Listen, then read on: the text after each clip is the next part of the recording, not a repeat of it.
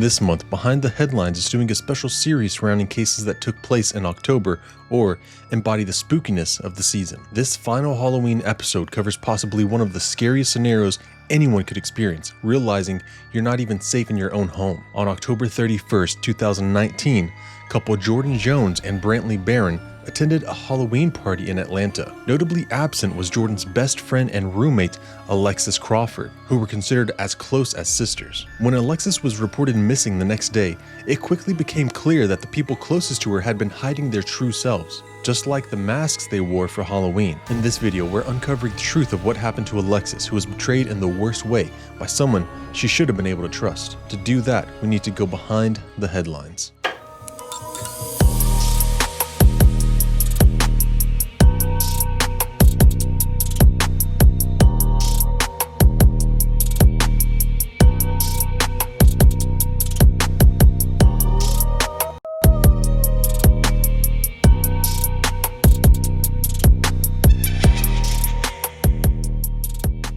Alexis Crawford was born on December 23, 1997 to parents Tammy Crawford and Bob Wright in Athens, Georgia. She grew up alongside her 9 brothers and sisters and was said to be an amazing sibling and friend. People described her as having a vibrant personality, a brilliant mind, and being extremely loyal and trustworthy. She was passionate about her faith in God, spending time with her family, and was said to be hilarious and just a fun person to be around. After graduating in 2019 from Clark Central High School, Alexis was accepted into Clark Atlanta University, where she would begin working toward a double major in sociology and criminal justice. Her dream was to one day become a criminal lawyer, and in 2019, she was a senior and well on her way to reaching that goal. Even though Alexis had many friends, her best friend was undoubtedly her roommate, Jordyn Jones. The two met their freshman year at CAU and were described as two peas in a pod. Jordyn Angel Marie Jones was born to parents Yvonne and Ed Jones in Auburn Hills, Michigan. Jordyn and Alexis had several things in common.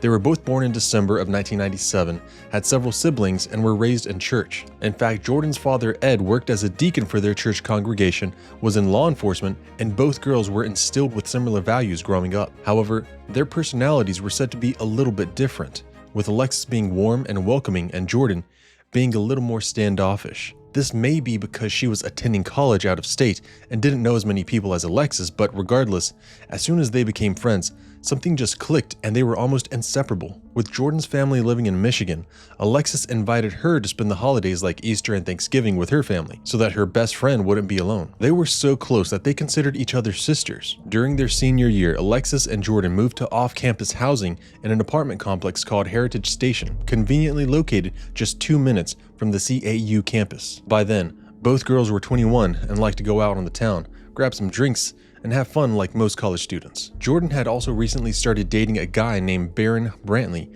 a 21-year-old aspiring rapper from Savannah. It's not clear if Jordyn was aware of Barron's criminal history, but in the past he was arrested for things like battery, family violence, cruelty to children, theft, fleeing or attempting to elude a police officer, robbery, reckless driving, and impeding a 911 call. I came across some of his raps on Instagram, including this one. Hurt my soul, yeah.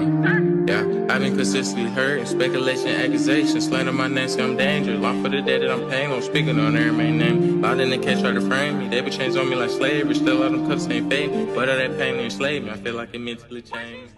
It's a little hard to understand, but after slowing it down, I think it says, I've been constantly hurt, speculation, accusation, slander my name, say I'm danger, locked up for the debt I'm paying, I didn't catch her to frame me, they put chains on me, like slavery. And something else I couldn't make out, but it's ironic that he says him being dangerous is slander, considering what would happen just a few months after posting that song. Barron, Jordyn, and Alexis like to party together, which is exactly what they were doing on October 26th, 2019. After a night of drinking, the three headed back to Jordyn and Alexis's apartment. Everyone was said to be pretty intoxicated by the time they returned, and Jordyn was actually feeling sick and headed straight to her room to go lay down. I'm sure most of us can remember a time when we've had too much to drink, and as soon as your head touches the pillow, you immediately just pass out.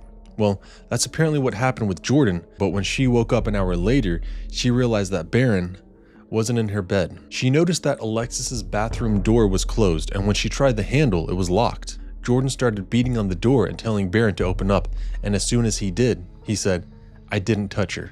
I didn't rape her. Which I think we can all agree is a pretty weird and suspicious thing to say to someone unprompted. But when Jordyn saw Alexis, that statement made more sense. Behind Barron was Alexis laying on the bathroom floor unconscious and wearing only a bra. Since Jordyn was probably still drunk at the time, instead of seeing the situation for what it was, her mind went straight to, my best friend is hooking up with my boyfriend, rather than, my best friend is unconscious and my boyfriend just sexually assaulted her. Jordyn immediately started screaming at Barron, who quickly threw on some clothes, grabbed Jordyn's car keys, and fled the apartment. She tried to chase him down the stairs, but he was able to get away from the altercation by speeding off in her vehicle. From there, Jordyn called 911 to report that her ex-boyfriend stole her car. You need police, fire, EMS. Yes, because my ex-boyfriend just stole my car. He took my keys and went, and I'm about to... What kind of car you got? A 2017 red Chevy Cruze. You know your tag number? No. 1 second. I could get it. It's okay. You don't have to have it right now as long as you have it when the officers get there, okay? Okay. What's your name? Jordyn Jones. When she went back to the apartment, Alexis had crawled into the bathroom closet and was clearly upset about whatever had taken place. Jordyn decided to call another one of her friends named Brittany to let her know what happened. And this time, instead of only being concerned about her car, she said, I think something happened to Alexis. Brittany quickly made her way to the girl's apartment where she found Alexis sitting on the ground hysterically crying. Alexis told her that she had been sexually assaulted, and Brittany called 911 to make a report. The police were already on their way about the stolen car, but this time, EMS was dispatched as well. When police arrived, they questioned the girls, and Jordyn recounted everything that happened, including what Barron said about not raping Alexis. Jordyn even accompanied Alexis when she was taken to Grady Memorial Hospital. A rape kit was conducted, and at the time, it seemed like Jordyn had come to the realization that Barron was a monster, and she was trying to be there for her friend. While at the hospital, Alexis reported that after Jordyn went to bed, she and Barron were left alone in the living room. Alexis stated that she got up to go to her own bedroom, and Barron followed her. The last thing she remembered was that he was rubbing her shoulders and trying to kiss her. She turned and basically said, "What the heck are you doing?" and played it off like he mistook her for Jordyn. Alexis then went into the bathroom to hopefully get Barron to leave her alone, but after that, she blacked out. There has been some speculation online whether or not Alexis and possibly even Jordyn were drugged, but there's no confirmation on that. Regardless, Alexis entered the bathroom fully clothed and woke up naked from the waist down, wearing only a bra, to the sound of Jordyn yelling. The rape kit concluded that Alexis had been sodomized, and the person who did it finished inside of her. Now, I want to make that really clear. It wasn't just some hair or touch DNA, and given all of the circumstances, it was obvious that it was Barron. However, this alone apparently wasn't enough evidence to arrest someone, and the kit would need to be sent off for DNA testing. Even though Jordyn had referred to Barron in her 911 call as her ex, and had been there for Alexis at the hospital, it appears as though she placed some of the blame on Alexis for what happened. The next day, Barron apologized and basically blamed it all on the alcohol, saying it was really just a case of mistaken identity. Even though, if he had really thought it was Jordyn, sodomizing someone who is blacked out is still rape, but I digress. This was clearly a good enough excuse for Jordyn because she immediately forgave him for what he did, and he must not have had anywhere to go either because Jordyn actually snuck him back into the apartment where Barron hid out without Alexis knowing for days. As unbelievable as this is, Jordyn had to go to class during time and would leave Alexis there alone, not knowing that her rapist was hiding out in the other room. Talk about a good friend. Even though Alexis didn't know Barron was secretly shacking up in the apartment, Jordyn did make it clear that she was taking his side in everything. This obviously made it so the one's best friends were no longer on speaking terms, and Alexis's other friends later said that she was so traumatized by what happened that she didn't even feel safe sleeping in her own room anymore. On Wednesday, October 30th, 2019, Alexis, who was still dealing with everything that was going on, was just hanging out at the house when she decided to FaceTime her mom. They talked at around 3:20 in the afternoon, and despite the trauma she had just been through, her mother Tammy recalled her being in good spirits and finally laughing and smiling again. At 3:30, Alexis called her sister Monica to ask her to cash app her a little bit of money. Monica got some money from their dad and then sent it to Alexis. Later that night at around 8:45, her sister Alexandria asked her what she was doing for Halloween and for the weekend, but all Alexis replied was nothing. Later on, between 9 and 10, she posted on Instagram and replied in a friend group message with an emoji. That was the last time any of Alexis's family or friends beside Jordyn heard from her. Even though the girls hadn't really been speaking, later that night, Alexis asked Jordyn to drive her to the liquor store. And I guess since Barron was back in the picture, she got her car back as well. Jordyn agreed, and Alexis was seen on the camera at D&M Package at around 11:30 p.m. According to Jordyn, once they got back to their apartment, they went their separate ways because she had to be up for class the next day. The next morning, several of Alexis's sister, their mom Tammy, and some friends tried to get in contact with her, but they all got no reply. This was very unusual because Alexis was always in contact with her family and would at least let them know if she couldn't talk or needed to call them back later. According to Jordyn, when she woke up that morning of the 31st, Alexis wasn't in their apartment and she figured she must have gone out while she was asleep. Jordyn went to class, and then later that night, she and Barron got dressed up and went to a Halloween party, still not having seen or heard from Alexis. By Friday, November 1st, her loved ones were becoming extremely worried when they still got no replies. They decided to report her missing and came to Atlanta from Athens to begin trying to find Alexis. When police arrived at the girl's apartment, Jordyn reiterated that the last time she had seen Alexis was after taking her to the liquor store and then heading to bed at 12:30. She gave them permission to look around the apartment, and they noticed that her phone, wallet, and student ID were missing. They decided to pull her phone records and could see that the last time she was on her phone was between 2 and 3 a.m. before it was shut off. While police started the investigation into Alexis's disappearance, a press conference was held on November 4th where her family pleaded for her safe return. Baby, I love you, baby.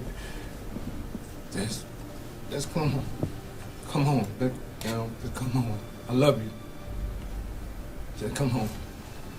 I'm not gonna leave until you get home. And I just want you to come home and be safe. And I hope God's walking with you. And please prevent any evil that comes our way. And we're here for you. I love you, Alexis. I miss you. They took to social media where the hashtag Let's Find Lex started trending, and everyone was confused as to how she could have just disappeared into thin air. Well, mostly everyone, because there were some people who came right out and started pointing the finger at Jordyn and Barron. Jordyn even posted on Instagram a copy of the missing persons flyer along with the caption, "This is obviously a really difficult time for me right now, and I just feel helpless. My heart is really hurting right now at the fact that telling everybody to blow my DMs up is beyond childish. How about y'all put that same energy y'all putting into harassing me into finding my friend?" Investigators began asking all of the neighbors in the apartment complex if they had seen or heard anything the night of October 30th, but no one had any answers. They were able to pull security camera footage from the complex, which actually captured Barron and Jordyn getting into their vehicle at around 3 a.m., contradicting what she had originally stated about going to sleep. The footage showed them backing their car up to a door that was out of the camera's view and then pulling out of the complex a few minutes later. They returned by 4:09 a.m., so this trip would have obviously been something that Jordyn should have remembered. It was clear that she was lying. Investigators just needed to figure out why. And now that police knew she was lying, they were able to get her cell phone data and found text messages of her telling Barron to destroy the complex cameras. She must not have known that footage isn't stored directly inside the cameras themselves, but anyway, this just shows that they had something to hide even more. There were also texts sent to Alexis's family members from Jordyn trying to tell them that during the rape kit a few days prior, no DNA from Barron was found, which we know is a blatant lie. It's like she was trying to convince them that Barron wouldn't have any reason to be involved or something, but even if there wasn't any DNA, I'm pretty sure Alexis's family and friends would still take her word that an assault happened. In addition, there were some pretty incriminating messages to another friend named Ayanna. In these texts, Jordyn said that her parents were coming to town soon to help her move back to Michigan, and that they had brought her a Rubbermaid tote to pack her things. She told Ayanna that she misplaced the tote and her parents were going to be upset. She was basically hoping that if her parents asked where it was, that Ayanna would lie and said she had borrowed it. From there, the police were able to get a warrant to search the apartment for a second time. Now that they believed Alexis to be in trouble, they did a more thorough search. They were able to find a small amount of blood in Jordyn's bathroom and also located a sponge with blood and hair attached to it. They did luminol testing and discovered 6 more large blood spots that were attempted to be cleaned up. They finally decided to use all of this information to bring Jordyn in and question her about their findings and the lies she told them. With all of this presented to her, either Jordyn got a wave of conscience or knew that she couldn't lie her way out anymore and finally decided to tell her version of the truth. According to Jordyn, after she and Alexis arrived home from the liquor store in the early morning hours of October 31st, they got into a verbal altercation. It's not really clear what the altercation was about, but I think it's safe to assume that it was about Barron. The argument turned physical, which is when Barron busted out of Jordyn's room where he had been hiding out. He immediately started choking Alexis until ultimately killing her. At first, Jordyn didn't mention taking part in the murder itself, but Barron had other things to say, which was later backed up by evidence as well. After Jordyn's confession, a warrant was issued and Barron was taken into custody. He told police the same story, except he also said that while he was choking Alexis, Jordyn ran and grabbed a black trash bag and put it over her head to suffocate her. Alexis was able to rip a hole in the bag, but ultimately due to the fight being 2 against 1, she didn't really stand a chance. He was with somebody. Then she finally stated that Barron Brantley was inside the house with her. Her and Alexis got into a fight, and during that fight, Barron Brantley came outside of the bedroom and choked Alexis. And he admitted to being in the house. He admitted to choking Alexis, Miss Crawford. And while he was choking Miss Crawford, Jordyn Jones put a plastic bag over her head. And can you tell the court how he was able to describe to you that he knew that she was deceased? She said she was breathing like she was struggling to breathe, and she had sounds of agony. From there, they stuffed Alexis's body in that Rubbermaid tub, backed Jordyn's car up to the apartment complex door, and drove to a park to dispose of the body. They pushed the tub down a hill at the park and then returned home to clean up the blood from the altercation before heading to bed, as if nothing happened. On November 8th, exactly 1 week after Alexis went missing, Jordyn agreed to take police to her body. At first, she acted like she couldn't remember which park it was, and they drove around to several different areas before arriving at Exchange Park in Decatur. After pulling in, Jordyn said, "I think this is the one." Investigators soon found a hill like Jordyn described, and unfortunately, what she admitted was true. However, she and Barron clearly didn't secure the tub very well at all, because when they pushed it down the hill, the lid came off, and Alexis had actually fallen out. She was wrapped up in a blanket. Her hoodie was used to bind her hands.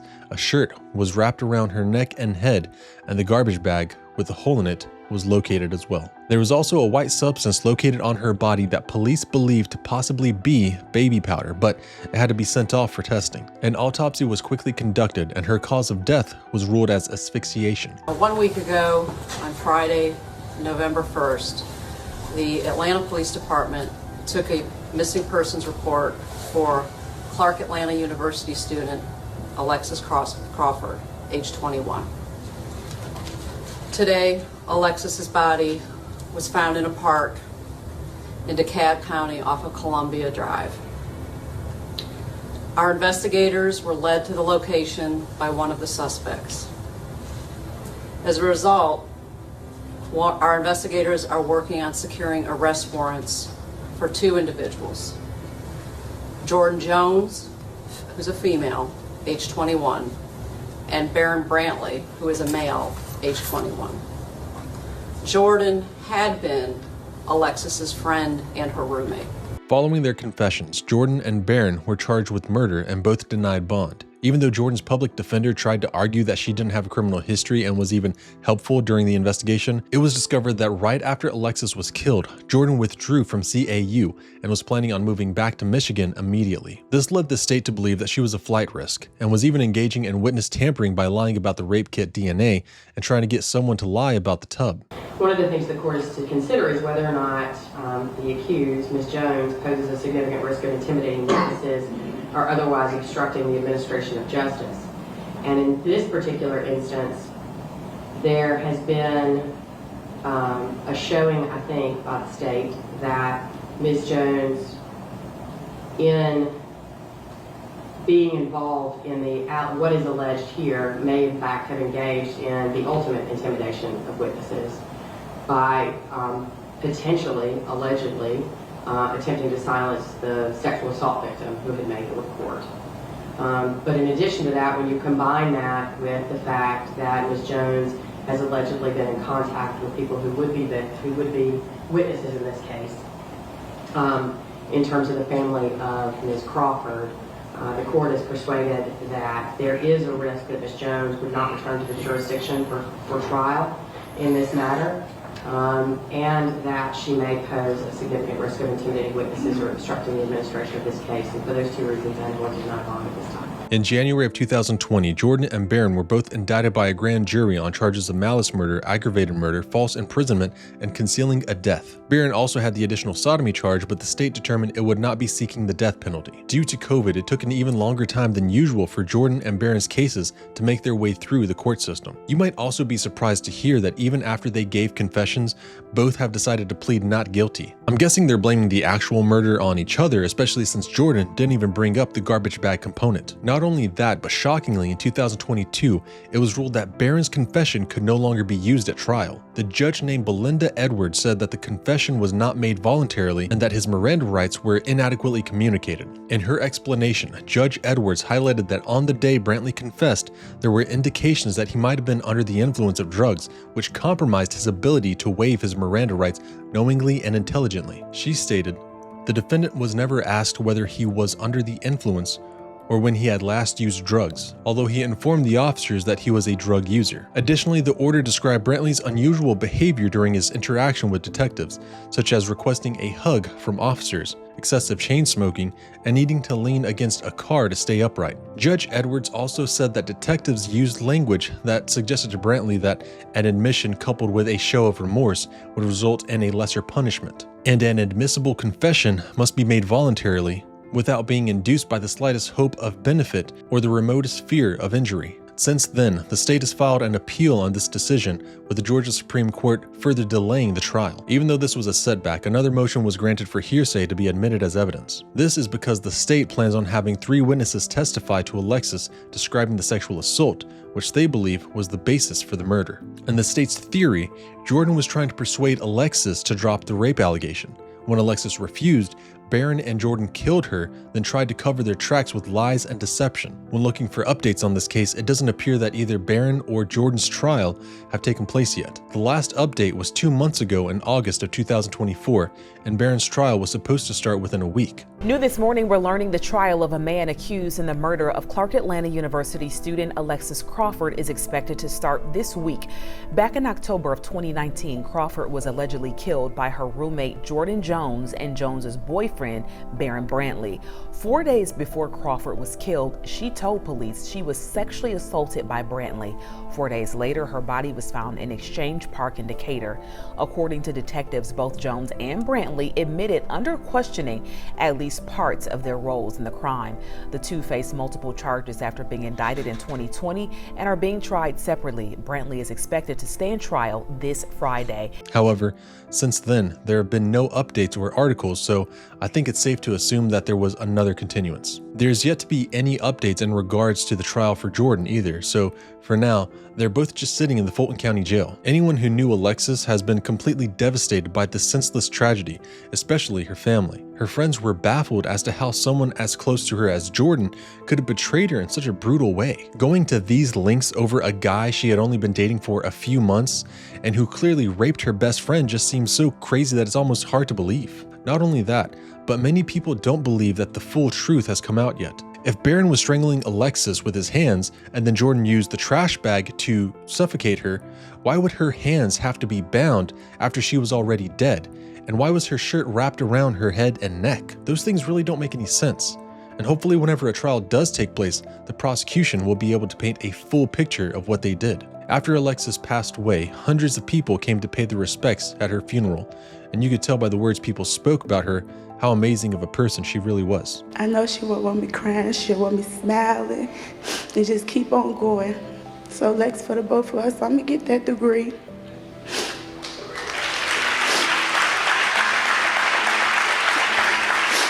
And I'm gonna go to law school.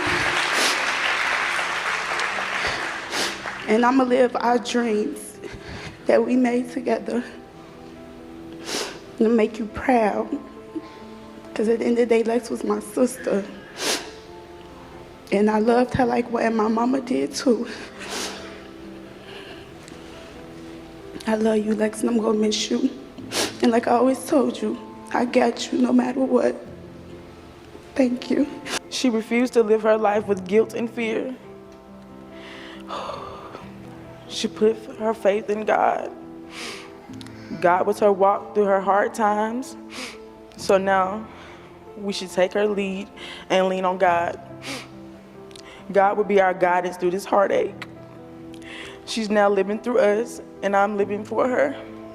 Long live Lex. She had such a bright future ahead of her and would likely have made a difference in the world of criminal justice. All of that potential was cut short because Jordyn was more loyal to her rapist mumble-rapping boyfriend than her best friend. There are people online who believe that the system failed Alexis as well because even though she did the right thing and reported her sexual assault, Barron wasn't immediately arrested. One woman wrote, "What happened to Alexis Crawford is exactly why women are afraid to speak up about sexual assault / say no to men. We end up beaten or dead. It's heartbreaking that happened to her all because a boy did not honor her boundaries. Him and his stank-ass girlfriend need jail time. Forever." And another said, "I can't stop thinking about Alexis Crawford.